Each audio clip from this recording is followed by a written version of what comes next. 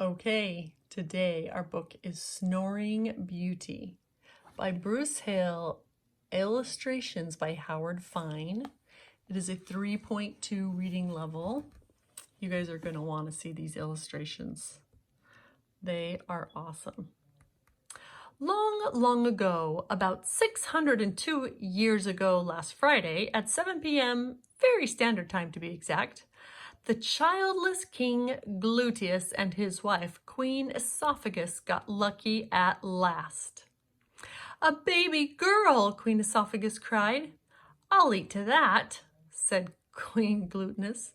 For the rest of us, peasants and milkmaids and frogs, it was business as usual, yada yada, hippity hop.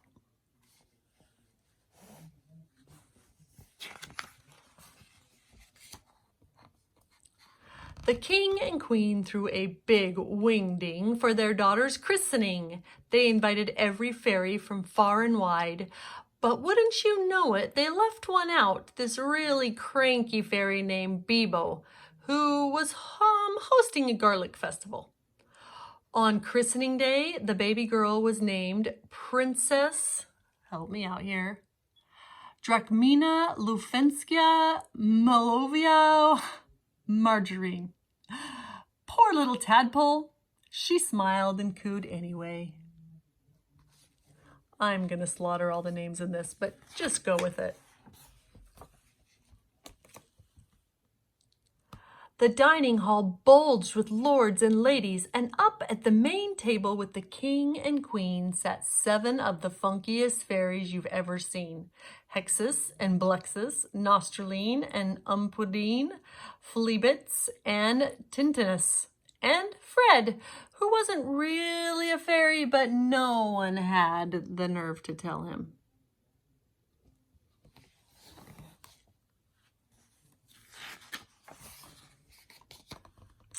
Just as they began a round of rude fairy songs, the king clapped his hands. "Time to bless the baby," said Tintianus, who was half deaf. "Slime with flesh and gravy? No thanks. I'll be back in a twinkle." And she wandered off.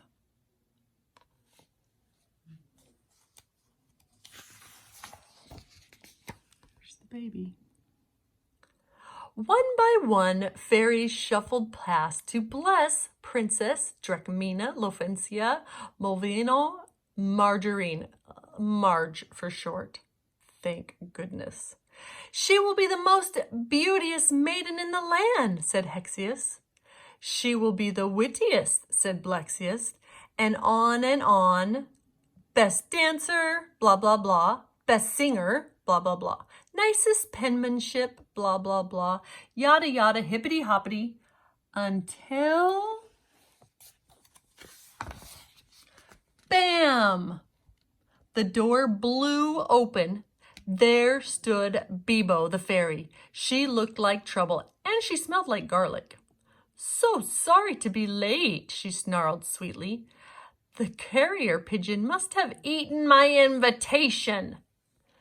She stuck her big bazoo into the crib and barked. "When this baby turns 16, she will be run over by a pie wagon and die." Tintianus returned just at that moment. What was that?" she said. "She'll turn into a dragon and fly." "Die!" snapped Bibo. "Spy?" asked Tintianus. "Die!" shouted Garlicky One. "Oh my," said Tintianus. With a grumble and a growl, Bibo blasted off.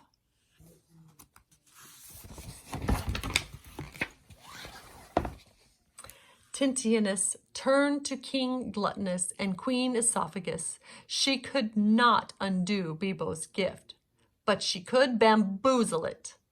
"My blessing is that, instead of turning into a dead dragon," but Bibo said the king, "your daughter will become a sleeping dragon," Tintianus continued, "and one day she'll be awakened by, a prince," said the queen hopefully. Quince?" said the fairy. Good idea. And foof, she was gone. This is a quince fruit.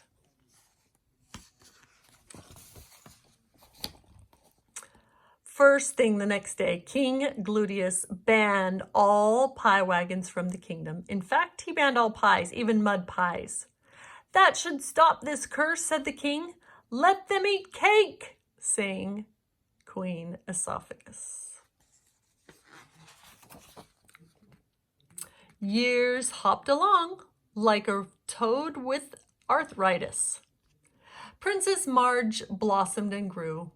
As she grew, she became kind and beautiful, sweet and clever. As the fairies promised, Marge could sing like a nightingale, dance like sunlight on water, sew a wedding dress blindfolded, make chocolate cake from dirt and rocks, build a house in a single day, yada yada hippity hoppity.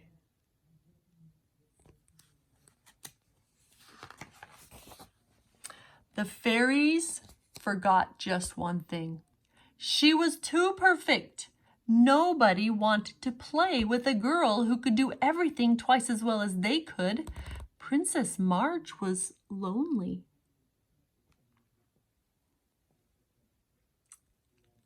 The day the princess turned 16, an old woman in a wagon rolled up to the castle. Let me in, she pled. I'll bring a yummy nummy treat for the princess.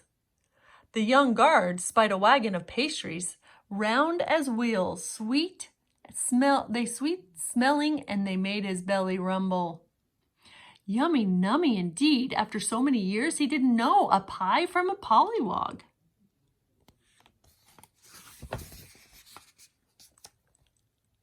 The guard opened the gates. The wagon trundled inside. At that very moment, what are the odds, I asked you? Marge was crossing the road to a cake shop. The street was steep, the wagon wobbled, and before you knew it, the pie wagon swerved and crunched over her foot. Yow! Cried Princess Marge, and just as Tintianus foretold, Alabam! Marge turned into a dragon, and alabeep!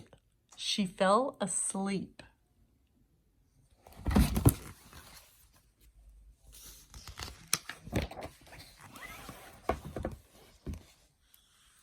There she is, sleeping in the street. Now, legend says that the whole castle conked out too. Yeah, right. Here's what really happened. The sleeping dragon princess began to snore. Squawk-conk-see-oo! Squawk-conk-see-oo! And besides being the fanciest dancer, the best cake baker in the kingdom, Princess Marge was naturally the loudest snoring dragon. Squeak, squonk, see-oo! Squeak, squonk, see-oo! Did everyone rush to congratulate Marge on her perfect snores? They did not. No one comforted her enchanted sleep. The dragon princess dreamed lonely dreams.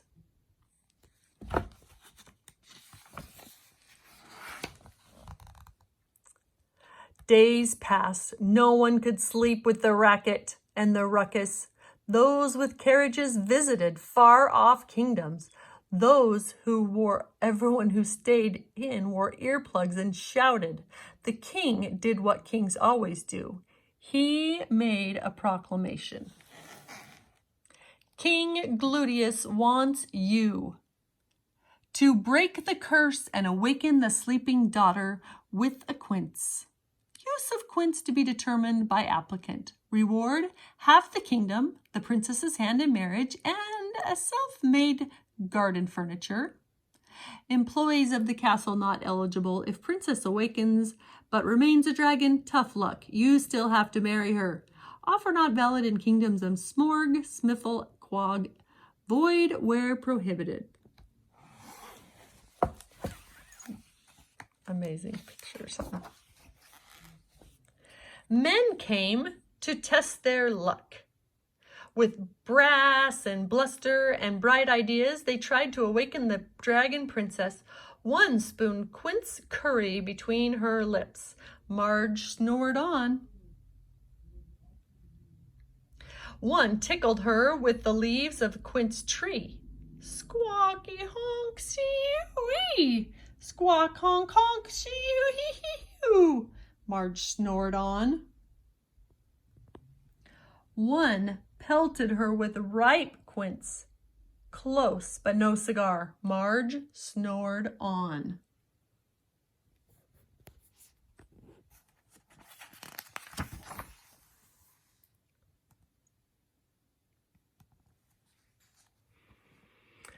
Months passed. Suitors came and suitors went. They sang quince songs and baked quince pies and told quince jokes and sang quince songs.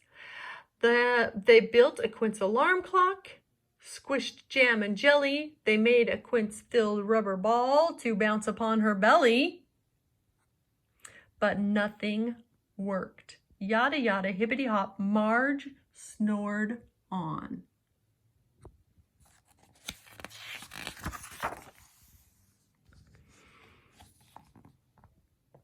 Then one day a dusty young man clip-clopped into town. "What is that awful noise?" he asked a milkmaid. "What?" she shouted. "I can't hear you. I'm wearing earplugs." She took them out. "I said, what's that noise?" bellowed the man. "No need to shout," said the milkmaid. And she told him Marge's sad, sad story.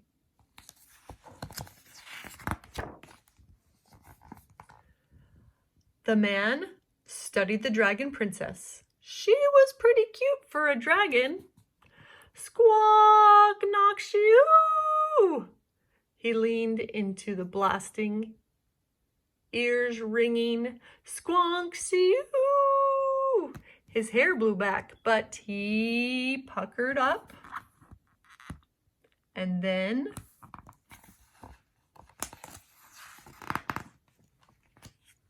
smack, blink, those dragon eyes popped open, and yada yada hippity hop, Marge's scales melted, her tail shivered, and she shrank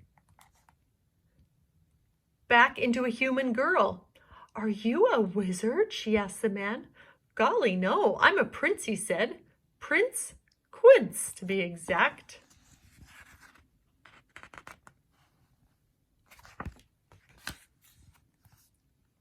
Well, the king kept his word, and in 2 shakes of a frog's flipper, the prince and princess got hitched. This time, all the fairies in the land were invited. The kingdom whooped. It was with a honey nummy nummy and a ha cha cha. "Do you love me?" asked the princess. "With all my heart," said the prince, "even though I'm the best at everything." Prince Quince smiled. "Honey, nobody's perfect." At last the newlyweds tiptoed off to their chambers, where they whispered sweet nothings and drifted off to sleep. Later that night, something awakened the prince. Squawky honky shooey! Squawk honk shooey! Prince Quince sighed. He kissed his wife's cheek, stuffed earplugs in his ears, and rolled over. And despite the truly royal ruckus, they lived happily ever after.